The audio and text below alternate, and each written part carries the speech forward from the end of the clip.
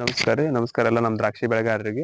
ಇವತ್ತು ನಾವು ಏನು ಈ ಪ್ಲಾಟ್ನಾಗ ಅದೀವಿ 90ರಿಂದ ಒಂದು 100 ದಿವಸ 110 ದಿವಸ ಏನೇನು ಪ್ಲಾಟ್ಗಳಿಗೆ ಸದ್ದ ಅದಾವು. ಈ ಒಂದು ಪ್ಲಾಟ್ನಾಗ ನಾವು ಅದೀವಿ. ಈ ಪ್ಲಾಟಿಗೆ ಈಗ ಸದ್ಯಕ್ಕೆ ಏನೈತಿ 80ರಿಂದ 85 ದಿವಸ ನಡೆದೈತಿ.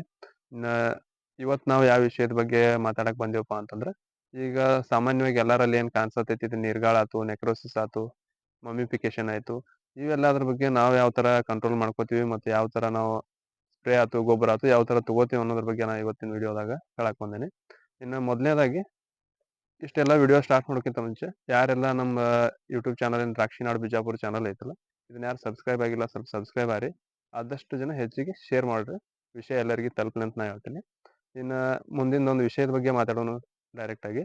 ವಿಷಯ ಏನಪ್ಪಾ ಅಂತಂದ್ರೆ, ಈಗ ಮಮ್ಮಿ ಅಥವಾ ನಿರ್ಗಾಳ ನೆಕ್ರೋಸಿಸ್ ಇದೆ ನಾವು ಅಂತೀವಲ್ಲ, ಇದ್ರೊಳಗ ಇದೆಲ್ಲ ಕಡೆ ಈಗ ಸಾಮಾನ್ಯವಾಗಿ ಮಡ್ಡಿ ಜನಗಳು ಏನ್ ಪ್ಲಾಟ್ ಮಾಡ್ಯಾರಲ್ಲ ಮಡ್ಡಿ ನೆಲಕ್ಕೆ, ಅಲ್ಲಿ ಸ್ವಲ್ಪ ಹೆಚ್ಚಾಗೋ ಚಾನ್ಸಸ್ ಐತಿ. ಕರಿ ಜಮೀನ್ ಅಥವಾ ಏರಿಯಾ ಅಡವಿಗೆ ಏನೈತಿ ಸ್ವಲ್ಪ ಕಡಿಮೆ ಆಗೋ ಚಾನ್ಸಸ್ ಐತಿ. ಈಗ ಮೊದಲನೇದಾಗಿ ನಾ ಏನಂತೀನಿ, ನೀರ್ಗಾಳ ಅಥವಾ ಇದು ಮಮಿಫಿಕೇಶನ್ ಏನಾಕೈತಿ ಮತ್ತೆ ನೆಕ್ರೋಸಿಸ್ ನಾವೇನಂತೀವಲ್ಲ, ಇದಕ್ಕೆ ಏನ್ ಡಿಫ್ರೆನ್ಸ್ ಐತಿ ಅನ್ನೋದು ನಾ ಮೊದಲಾಗಿ ಕ್ಲಿಯರ್ ಮಾಡ್ಬಿಡ್ತೇನೆ. ಇನ್ನು ನೆಕ್ರೋಸಿಸ್ ಅಂದ್ರೆ ಯಾವ ತರ ಆಕೈತಿ ಮೊದಲು ಅದನ್ನ ತಿಳ್ಕೊಳ್ಳೋಣ. ನೆಕ್ರೋಸಿಸ್ ಅಂದ್ರೆ ಏನಾಕೈತಿ, ಈಗ ಏನು ನಮ್ದು ಕಾಳಿನ ಗೊನಿ ಡೇಟ್ ಇರ್ತತ್ಲೆ ಕರ್ಗಾಗೋದು, ನೀರ್ ತುಂಬೋದು, ಕಾಳೆ ಗರ್ಭ ತುಂಬಂಗಿಲ್ಲ ಚಲೋ ತಂಗಿ. ಇನ್ನ ಮಮಿಫಿಕೇಶನ್ ಏನೈತಿ, ಇದೇನು ಕಾಳಿನ ಡೇಟ್ ಐತಲ್ಲ ಅದು ಕರ್ಗಾಗಂಗಿಲ್ಲ, ಆಸ್ ಯೂಶುವಲ್ ಬೆಳಗ್ಗೆ ಇರ್ತೈತಿ. ಆದ್ರೆ ಏನೈತಿ ನೀರ್ ಅಷ್ಟ ತುಂಬತೈತಿ, ಅದು ಪಲ್ಪ್ ತುಂಬಂಗಿಲ್ಲ ಚೆನ್ನಾಗಿ.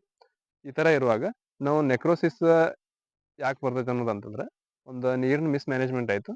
ನ್ಯೂಟ್ರಿಯನ್ಸ್ ಏನ್ ನಾವು ಕೊಡ್ತೀವಲ್ಲ, ಈಗ ಎಕ್ಸಾಂಪಲ್ ಏನೇನ್ ಬೇಕು ಮೇನ್ ಅಂತಂದ್ರೆ ಮ್ಯಾಗ್ನೀಷಿಯಂ ಆಗಿರ್ಬೋದು, ಸಲ್ಫರ್ ಆಗಿರ್ಬೋದು, ಪೊಟ್ಯಾಷ್, ಕ್ಯಾಲ್ಸಿಯಂ ಆಗಿರ್ಬೋದು, ಇವೇನ್ ಬೋರಾಣ ನಾವ್ ಇವೆಲ್ಲ ಕೊಡ್ತೀವಲ್ಲ, ಇವು ಕೊಡುವಲ್ಲಿ ನಾವು ಸ್ವಲ್ಪ ಹೆಚ್ಚ ಕಮ್ಮಿ ಆಯ್ತು, ಒಂದು ರೇಷಿಯೋ ಪ್ರಮಾಣ ಹೆಚ್ಚು ಕಮ್ಮಿ ಆದಾಗ ಅದೇನಾಕೈತಿ ನೆಕ್ರೋಸಿಸ್ ನಮ್ಮಲ್ಲಿ ಕಾಣಿಸ್ತೈತಿ. ನೆಕ್ರೋಸಿಸ್ ಕಾಣಿಸಾಕ main reason nutrients mismanagement ಅಂತ ನಾನು ಅನ್ಕೊಂಡಿನಿ.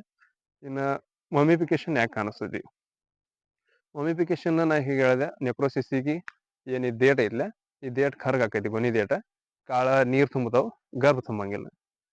ಅದ ತರಾನ ಮಮಿಫಿಕೇಶನ್ ಆಕೈತಿ. ಮಮ್ಮಿ ಕಾಳ್ ನೀರ್ಗಾಳ, ನಾವೇನ್ ನೀರ್ಗಾಳ ಅಂತೀವಿ ಆ ತರ ಆಕೈತಿ. ಅದು ಯಾಕೆ ಆಕೈತಿ ಅಂತಂದ್ ನಾವ್ ನೋಡೋದಾದ್ರ, ಒಂದು ನ್ಯೂಟ್ರಿಯನ್ಸ್ ಮ್ಯಾನೇಜ್ಮೆಂಟ್ ಮೇನ್ ಅಂತ ಆದ್ರೆ, ಅದಕ್ಕಿಂತ ಮೇನ್ ಏನೈತಿ ವಾಟರ್ ಮ್ಯಾನೇಜ್ಮೆಂಟ್, ನೀರ್ ಎಷ್ಟು ಕೊಡ್ತೀವೋ ನಾವು ಅಂತೇಳಿ. ಇನ್ನೊಂದು ಏನ್ ರೀಸನ್ ಪಾ ಅಂತಂದ್ರ, ಪಡ ಓವರ್ಲೋಡ್ ಇತ್ತು, ಕೆನೋಪಿ ಚಲೋ ಇರ್ಲಿಲ್ಲ ನಮ್ದ. ಈಗ ನಾವು ನೋಡ್ಬೋದು ಇಲ್ಲಿ ಹೊಸ ಪಡ ಐತಿದ, ಕೆನೋಪಿ ಲೆವೆಲ್ ಪೂರಾ ಕಡಿಮೆ ಐತಿ. ಇಲ್ಲಿ ನೋಡ್ಬೋದು ನೀವು ಸದ್ಯ ಈ ಗೊನಿ ಐತಿ, ಗೊನಿ ಮುಂದ 4-5 ಎಲಿ ಅಷ್ಟೇ ಅದಾವ. ನಾವು ಕೆನೋಪಿ ಎಷ್ಟು ಕಾಯ್ಕೊಂಡ ನಾವು ಕುಡಿ ಹೊಡಿಯತ್ತೀವಿ ಅದು ಅನ್ನೋದು ಭಾಳ ಇಂಪಾರ್ಟೆಂಟ್ ಆಕೈತಿ. ಕುಡಿ ಎಷ್ಟು ನಾವು ಕಾಯ್ಕೊಂಡು ಹೊಡಿಬೇಕಪ್ಪ ಅಂತಂದ್ರ, ನಮ್ಮ ಎಷ್ಟು ಗೊನಿ ಸೈಜ್ ಐತಿ, ನಮ್ ಕಾಳ ಎಷ್ಟು ಅದಾವ ಅನ್ನೋದ್ರ ಮ್ಯಾಲ ಡಿಪೆಂಡ್ ಆಕೈತಿ. ಅಷ್ಟು ಎಲಿ ನಾವು ಕಾಯ್ಕೋಬೇಕು. ಈಗ 4 ಎಲಿ ಕಾಯ್ಕೊಂಡು ನಾವು ಚೆಂಡಿಯನ್ನು ಹೊಡೆದ್ ಬಿಟ್ಟಿವಿ ಅಂತಂದ್ರ ಏನಾಕೈತಿ, ಗೊನಿಗೆ ಬೇಕಾದಷ್ಟು ಆಹಾರ ಎಲಿಯಿಂತ್ರನ ನಾವು ಕೊಡ್ಬೇಕಾಗಿರೋದ್ರಿಂದ ಅದು ಸನ್ಲೈಟ್ ಹೀರ್ಕೊಳಕು ಒಂದು ಪ್ರಮಾಣನು ಕಡಿಮೆ ಆಕೈತಿ, ಮತ್ತೆ ಗೊನಿಗೆ ಸಿಗ್ಬೇಕಾಗಿದ್ದ ಆಹಾರ ಪ್ರಮಾಣನು ಕಡಿಮೆ ಆಕೈತಿ. ಹಿಂಗಾಗಿ ಕಾಳ ಸೈಜ್ ಬರಂಗಿಲ್ಲ. ಇನ್ನು ನಾವು ಅದು ಇದು ಕೊಟ್ಟು ಏನ್ ಕಾಳ ಸೈಜರ್ ಎಲ್ಲ ಕೊಟ್ಟು ಸೈಜ್ ಪಾಯಿಂಟ್ ಹೊಡ್ಕೋತೀವಿ, ಆದ್ರ ಸ್ವಲ್ಪ ಅದೇನು ಒಳಗ್ ಗರ್ಭ ತುಂಬಬೇಕಾದ್ರ ಅದ ಎಲಿ ಮುಖಾಂತರನು ನ್ಯೂಟ್ರಿಯನ್ಸ್ಗಳು ಎಲ್ಲ ಹೀರ್ಕೊಂಡ ಕೊಡ್ಬೇಕಾಗಿರ್ತೈತಿ. ಇನ್ನು ಡ್ರಿಪ್ ಮುಖಾಂತರ ನಾವು ಕೊಡ್ತೀವಿ ಅದು ಬೇರೆ. ಇನ್ನು ಎಲಿಗೆ ಸನ್ಲೈಟ್ ಎಲ್ಲ ತಗೊಂಡ ಫೋಟೋಸಿಂಥೆಸಿಸ್ ಮಾಡಿ ಅದೇನ್ ಎಲಿ ಮುಖಾಂತರ ಒಂದು ದ್ವಿತೀಯ ಸಂಶ್ಲೇಷಣೆ ಕ್ರಿಯೆ ಮಾಡ್ಬೇಕಿರ್ತೈತ್ಲೆ, ಅದು ಮಾಡ್ಬೇಕಾದ್ರ ನಮ್ದ ಇದು ಕೆನೋಪಿ ಚಲೋ ಬೇಕು, ಎಲಿ ಪ್ರಮಾಣ ಹೆಚ್ಚಿನ ಮಟ್ಟದಾಗ ಇರ್ಬೇಕಾಗೈತಿ. ಯಾವ ತರ ನಾವು ಲೋಡ್ ಕಾಯ್ತೀವಲ್ಲ ಆ ತರ ಒಂದ್ ನಮ್ದ ಕೆನೋಪಿ ಚಲೋ ಇರ್ಬೇಕಾಗೈತಿ. ಇನ್ನ ನೀರ್ಗಾಳ ಆಗ್ಲಕ್ಕ ಇದೊಂದು ಮೇನ್ ರೀಸನ್ ಆಯ್ತು, ಒಂದು ವಾಟರ್ ಮ್ಯಾನೇಜ್ಮೆಂಟ್ ಆಯ್ತು, ಒಂದು ಲೋಡ್ ಒಂದಾಯ್ತು. ನೀರ್ ಯಾವ ರೀತಿ ಬಿಟ್ಟು ಹೋಗ್ಬೇಕು ನೀವು ಈ ಟೈಮ್? ಈಗ ನೀರ್ ನೋಡ್ರಿ, ಒಂದ್ ಜನದಾಗ ಏನಾಕೈತಿ ನೀರ್ಗಾಳ ಆತಿರಂಗಿಲ್ಲ, ಯಾಕಂದ್ರ ಅವ್ರ ಗಡ್ ಸೈಜ್ ಅಷ್ಟು ಅಂದ್ರೆ ಗೊನಿ ಸೈಜ್ ಅಷ್ಟು ಉದ್ದಿರಂಗಿಲ್ಲ. ಅವ್ರ ನೀರ್ ನೋಡು ಮಿನಿಮಮ್ ಏನೈತಿ ತೇವಾಂಶ ಇಟ್ಕೋಷ್ಟು ಬಿಟ್ಕೊಂಡ್ರ ಮಮ್ಮಿ ಆಗಂಗಿಲ್ಲ. ಒಬ್ಬೊಬ್ಬರ ಈಗ 90-100 ದಿನಕ್ಕೆ ಹರಿನೀರ್ ಕೊಡ್ತಾರ, ಹರಿನೀರ್ನು ಕೊಡ್ಬೋದು. ಆದ್ರ ನೈಟ್ರೋಜನ್ ಪ್ರಮಾಣ ವಾಡಾಸೋದ್ರಿಂದ ಏನಾಕೈತಿ ಮಮಿಫಿಕೇಶನ್ ಆಗೋ ಚಾನ್ಸಸ್ ಇರ್ತಾವ. ಅದ್ರನ್ನು ನಾವು ನೀರ್ ಕೊಡ್ಬೇಕಾದ್ರ ವಿಚಾರ ಮಾಡಿ ಕೊಡ್ಬೇಕು. ಹರಿನೀರ ಮೊದಲ್ ಕೊಡ್ರಿ, ಯಾರಲ್ಲಿ ಮಮಿಫಿಕೇಶನ್ ವರ್ಷ ಕಾಣಿಸಿರ್ತೈತಿ ಅವ್ರ 70-80 ದಿನದ ಒಳಗಡೆಗೇನೆ ಕೊಡ್ರಿ. ಯಾರು ಇಲ್ಲಿ ಮಮಿಫಿಕೇಶನ್ ಎರಿ ಜಮೀನ ಕರಿ ಜಮೀನ್ ಏನ್ ಕಾಣಂಗಿಲ್ಲ ಅವ್ರ ಸ್ವಲ್ಪ 100 ದಿನ ತನನು ಕೊಡ್ಬೋದು ಅಂತ ನಾ ಹೇಳ್ತೀನಿ. ಈ ಕೆಲವೊಂದಿಷ್ಟು ಮಂದಿ ಡೈಲಿ ನೀರ್ ಕೊಡ್ತಾರ, ಅದಕ್ಕೆ ಏನು ಪ್ರಾಬ್ಲಮ್ ಆಗುತ್ತೆ? ಡೈಲಿ ನೀರ್ ಕೊಡೋದ್ರಿಂದ ಏನಾಕೈತಿ, ಸಫಿಶಿಯಂಟ್ ಬೇರೆ ಎಲ್ಲಾ ಬೇರಿಗೂ ನೀರ್ ಹೋಗಂಗಿಲ್ಲ. ಈಗೇನ್ ಅರ್ಧ ತಾಸ್ ಬಿಡೋಣ ಅದೆಷ್ಟು ಗಿಡದ ರೌಂಡ್ ಗುಂಡದ ಐತಿ ಅಷ್ಟ ಬೇರಿಗೆ ನೀರ್ ಹೋಗೈತಿ. ಅಷ್ಟ ಜಾಗದಿಂದ ನ್ಯೂಟ್ರಿಯನ್ಸ್ ಅಪ್ಟೇಕ್ ಆಗೋದ್ರಿಂದ ಏನಾಕೈತಿ, ಉಳಿದ ಕಡೆ ಮಣ್ಣಂದಾತು, ಉಳಿದ ಗೊಬ್ಬರದಂದಾತು, ಉಳಿದ ಎಲ್ಲಾ ಏನ್ ನೀರ್ ಏನ್ ಸ್ಪ್ರೆಡ್ ಆಗ್ತಿದ್ಲೆ ಅಷ್ಟು ನ್ಯೂಟ್ರಿಯನ್ಸ್ ನಮ್ಮ ಹೊಲದಾಗ ನಾವ್ ಏನ್ ಹಾಕಿರ್ತೀವಲ್ಲ ಅದೆಲ್ಲಾನು ಸಿಗಂಗಿಲ್ಲ ಗೊಬ್ಬರದ ಅಂತ ನಾ ಹೇಳ್ತೇನೆ. ಅದಕ್ ಬದಲ್ ಏನೈತಿ ನೀರ್ ಕೊಟ್ಟಾಗ ನೀವ್ ಏನ್ ನಿಮ್ ಸಫಿಶಿಯಂಟ್ ನಿಮ್ ಗಿಡದ ಬಡ್ಡಿ ಸೂತ್ರ ಎಲ್ಲಾ ತೊಯ್ಯುವಂಗ ಏನ್ ನಾವ್ ಬೋದ್ ಮಾಡ್ಕೊಂಡಿರ್ತೀವಿ ಕೆಲವರು ಮಾಡ್ಕೊಂಡಿರಂಗಿಲ್ಲ. ಅಷ್ಟು ಜಾಗ ಒಂದ್ ತೊಯ್ಯೋ ಅಷ್ಟ್ ಮಟ್ಟಿಗೆ ನೀವು ನೀರ್ ಕೊಟ್ಟ ಅಲ್ಲಿರುವಂತ ಎಲ್ಲಾ ಒಂದ್ ನ್ಯೂಟ್ರಿಯನ್ಸ್ ಏನ್ ಅಪ್ಟೇಕ್ ಮಾಡ್ಕೊಳ್ಳೋದ್ರ ನಾವು ಲಾಭ ತಗೋಬೇಕು ಅಂತ ಅಂದ್ರಿ. ಇನ್ನ ಈಗ ನಾವ್ ನೀರ್ಗಾಳ ಅಂತೂ ನೋಡಿದ್ವಿ ಏನೇನ್ ರೀಸನ್ ಅಂತೇಳಿ. ಇನ್ನು ಸೊಲ್ಯೂಷನ್ ಒಂದೊಂದಾಗಿ ನೋಡ್ಕೊತ ಬರೋನು. ಈಗ ನೆಕ್ರೋಸಿಸ್ ಅಂದ್ರೆ ಇದೇನ ಹೇಳಿದೆ ಕಾಳ ದೇಟ್ ಕರ್ಗಾತಾವು, ನೀರ್ಗಾಳ ಆಕೈತಿ ಅಂದ್ರ ನೀರ್ ತುಂಬತೈತಿ, ಕಾಳಿಂದ ಏಟ್ ಕರ್ಗಾತಾವು, ಕೆಲವೊಂದ್ ಏನಾಕೈತಿ ಕತ್ತರಿಸಿನೂ ಬೀಳ್ತಾವ್. ಇದಕ್ ನಾವ್ ಏನಂತೀವಿ ಖರೀದಾಗೋದಕ್ಕ ಕಾಳ ಒಣಗದಂಗ ಆಗೋದಕ್ಕ ನೆಕ್ರೋಸಿಸ್ ಅಂತೀವಿ ನಾ ಹೇಳಿದ್ನಲ್ಲ.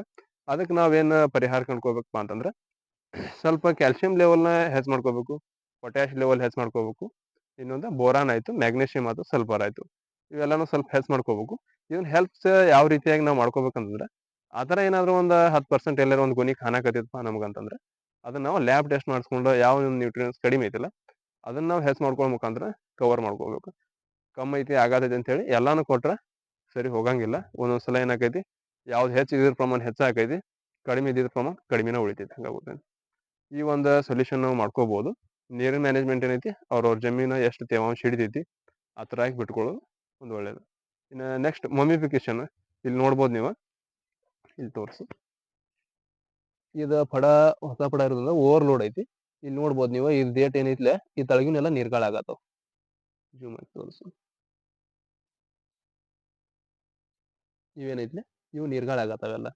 ಈ ತರ ಆಗ್ಬಾರ್ದು, ಈ ತರ ಇಲ್ಲಿ ಹಿಡಿದು ಕಟ್ ಆಗಿ ಬೀಳ್ಬಾರ್ದು ಅಂತ ನಾವು ಇದಕ್ಕೆ ಈಗ ಸದ್ಯಕ್ಕೆ ಸೊಲ್ಯೂಷನ್ ಏನು ಇಲ್ಲ.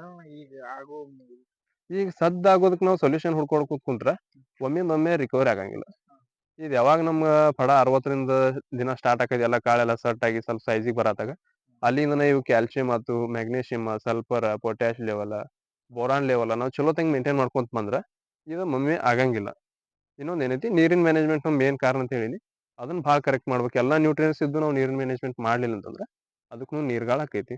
ಕೆನೋಪಿ ಭಾಳ ಮೇನ್ ಆಕೈತಿ. ಯಾಕಂದ್ರ ನಾವ್ ಈಗ ಒಂದು ಕಾಳ ಅಥವಾ ಗೊನಿ ಸೈಜ್ ಐತಿ ಅಂದ್ರ ಅದಕ್ ತಕ್ಕಂಗ ಆಹಾರ ತಗೋಬೇಕಂದ್ರ ತಕ್ಕಂಗ ಅದಕ್ಕ ಕೆಲಸ ಮಾಡುವಂತ ಎಲಿಗಳನ್ನು ಬೇಕು. ಈಗ ಅದನ್ನ ಆಹಾರ ತಯಾರಿಸ್ಲಕ್ ಎಲಿಗಳು ಮುಖ್ಯ ಅದಾವ ಅಂತಂದ್ರ ಆಹಾರ ತಯಾರಿಸುವ ಎಲಿನ ಇಲ್ಲ ಅಂದಾಗ ಅದಕ್ಕೆ ಆಹಾರ ಆಟೋಮೆಟಿಕ್ಲಿ ಕಮ್ಮಿ ಬೀಳತೈತಿ. ಇನ್ನೇನ ಪಡ್ದಾಗ ಲಿಮಿಟ್ ವೈಸ್ ಗೊನಿ ಕಾಯ್ಕೊಳ್ಳೋದು ಭಾಳ ಚಲೋ. ಈಗ ಓವರ್ಲೋಡ್ ನಾವೇನ ಪಡ ಕಾಯ್ತೀವಲ್ಲ ಗೊನಿಗಳ ಅದರಿಂದನೂ ಸ್ವಲ್ಪ ಮಮ್ಮಿಫಿಕೇಶನ್ ಆಗೋದು ಜಾಸ್ತಿ ಐತಿ.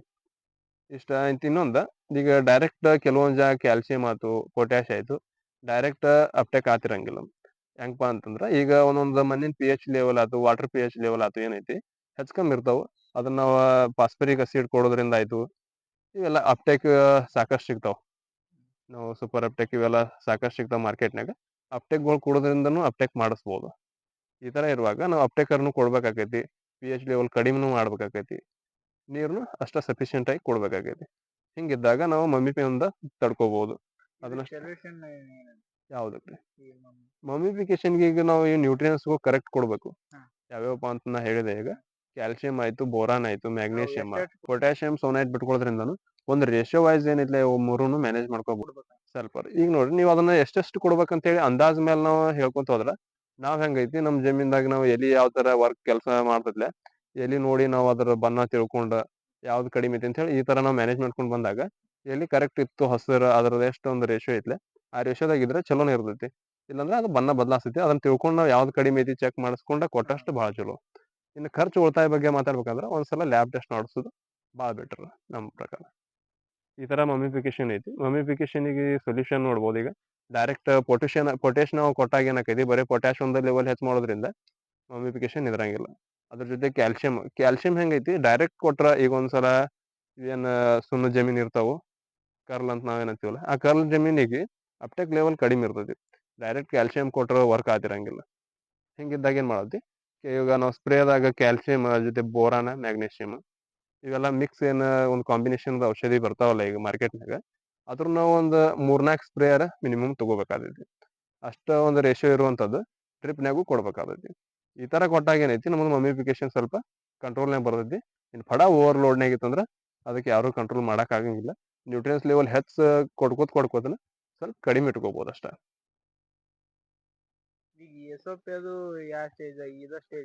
SOP ಈಗ ಒಂದೇನ್ ನೀರ್ ಹಿಡಿಯೋ ಸ್ಟಾರ್ಟ್ ಆಕೈತ್ಲ SOP ಪ್ರಮಾಣ ನಾವು ಮೊದಲಾದ್ರೂ ಕೊಡ್ಕೋತ ಬಂದಿರ್ತೀವಿ. 52-34 ಆಯ್ತು, 60-20 ಆಯ್ತು ಕಾಳು ಉಪ್ಸು ಸಂಬಂಧ. ಈಗ 47-48 ಗೊಬ್ಬರ ಬಂದಾವ. ಸಾಕಷ್ಟು ಮಾರ್ಕೆಟ್ನಾಗ ಅದಾವ ಫಾಸ್ಫರಸ್ ಪೊಟ್ಯಾಶ್ ಇರ್ತಕ್ಕಂಥ ಗೊಬ್ಬರ. ನಾವು ಅದ್ರನ್ನ ಆಲ್ರೆಡಿ ಕೊಡ್ಕೋತ ಬಂದಿರ್ತೀವಿ. ಈ ಪ್ರಮಾಣದಾಗ ಸ್ವಲ್ಪ ಏನೈತಿ ಪೊಟ್ಯಾಶ್ ಏನೈತಿ ಗಿಡಕ್ಕೆ ಹೆಲ್ದಿಯಾಗಿ ಎಲ್ಲಾ ತರನು ವರ್ಕ್ ಮಾಡುವಂಥದ್ದು ಯಾವ್ದೈತಿ ಪೊಟ್ಯಾಶ್ ಲೆವೆಲ್ ಐತಿ. ಹಿಂಗಾಗಿ ನಾವು ಪೊಟ್ಯಾಶ್ ಲೆವೆಲ್ನ ಸ್ವಲ್ಪ ಹೆಚ್ಚ್ ಮಾಡ್ಕೋಬೇಕು. ಯಾಕಂದ್ರೆ ನೈಟ್ರೋಜನ್ ಲೆವೆಲ್ ಹೆವಿ ಆಗಿರ್ತೈತಿ. ಮೊದಲು ಕಾಳು ಬಸ್ಸು ಸಂಬಂಧನು ಹರಿ ನೀರ್ ಗಿರ್ ಕೊಟ್ಟ ಜಿಎ ಹೊಡೆದ ನಾವೇನ್ ಮಾಡಿರ್ತೀವಿ ನೈಟ್ರೋಜನ್ ಲೆವೆಲ್ ಹೆಚ್ಚ್ ಮಾಡ್ಕೊಂಡಿರ್ತೀವಿ. ಈಗ ಸ್ವಲ್ಪ ಪೊಟ್ಯಾಶ್ ಕಡಿಮೆ ಆಗೋದ್ರಿಂದ ಆ ತರ ಆಗ್ತಿರ್ತಾವ. ಪೊಟ್ಯಾಶ್ ಲೆವೆಲ್ ಸ್ವಲ್ಪ ಹೆಚ್ಚ್ ಮಾಡ್ಕೊಂಡಿವಿ ಅಂತಂದ್ರ ಏನೈತಿ ನಮಗೆ ಇದು ಸ್ವಲ್ಪ ಪ್ರಮಾಣ ಕಡಿಮೆ ಆಕೈತಿ. ಈಗ ಅದ್ರ SOP ಒಂದ ಬಿಡ್ತಾರಣ. ಹ್ಮ್ ಅದ್ರ ಅಟ್ ಮತ್ತೊಂದ್ ಏನೋ ಬಿಡ್ಬೇಕಂತಲ್ಲ ಏನವ ಈಗ ಒಂದ ಬಿಟ್ರ ಕೆಲಸ ಮಾಡಲ್ಲತ್ತಲ್ಲ ಹ್ಮ್ SOP. ಈಗ SOP ಒಂದ ಬಿಟ್ರ ಕೆಲ್ಸ ಮ್ಯಾಗ್ನೀಸಿಯಂ ಸಲ್ಫೇಟ್ ಕೋಟೆ ಬಿಡ್ಬೇಕಂತ ಹೇಳ್ತಾರೆ. ಈಗ SOP ಒಂದ ಬಿಟ್ರ ಕೆಲಸ ಮಾಡಲ್ಲ ಅಂತಾರ. ಒಂದೊಂದ್ ಟೈಮ್ನಾಗ ಏನಾಕೈತಿ ನಮ್ ಗಿಡಕ್ ಮ್ಯಾಗ್ನೀಸಿಯಂ ಲೆವೆಲ್ ಕಡಿಮೆ ಇತ್ತಂದ್ರ ಗಿಡ ಅದು ಎಲ್ಲಿ ಸನ್ಲೈಟ್ ನೆಟ್ ಹೀರ್ಕೊಲಿಲ್ಲ ಅಂತಂದ್ರ ನಾವ್ ಎಷ್ಟ ಕೊಟ್ರು ಗಿಡಕ್ಕೆ ಅದು ಅಪ್ಟೇಕ್ ಆಗಂಗಿಲ್ಲ. ಗಿಡಕ್ಕೆ ಅಪ್ಟೇಕ್ ಆಗ್ಬೇಕಂದ್ರ ಎಲ್ಲಿ ಮೊದಲು ವರ್ಕ್ ಮಾಡ್ಬೇಕು. ಅದಕ್ಕೆ ಏನ್ ಬೇಕಾಗಿತಿ ಅದು ಹೀರ್ಕೋಬೇಕಾದ್ರನ ಮೊದಲು ಗಿಡ ತನ್ನ ಕೆಲಸ ತಾ ಮಾಡ್ಬೇಕು. ಈಗ ಅಷ್ಟ ತಾ ಕೆಲಸ ತಾ ಮಾಡ್ಲಿಲ್ಲ ಅಂತಂದ್ರ ಗಿಡಕ್ಕೆ ಅದನ್ನ ಹೀರ್ಕೊಳ್ಳೋ ಶಕ್ತಿನ ಇರಂಗಿಲ್ಲ. ರೂಟ್ ಜೋನ್ ಆಟೋಮೆಟಿಕಲಿ ಸಣ್ಣಾಗಿ ಏನಾಗ್ತಾವ ಬಂದ್ ಹಾಕೋತ್ ಬರ್ತಾವ. ಅವಾಗ ಏನಾಕೈತಿ ನಾವು ಅಪ್ಟೇಕ್ ಆಗತ್ತಿಲ್ಲ ಅಂತೇಳಿ ರೂಟ್ ಬಂದದಾವು ಅದದಾವು ಅಂತೇಳಿ ನಾವು ಮಾತಾಡ್ಕೊತ ಕುಂದ್ರದಾಗೈತೆ ಅಷ್ಟ. ನಮಸ್ಕಾರ.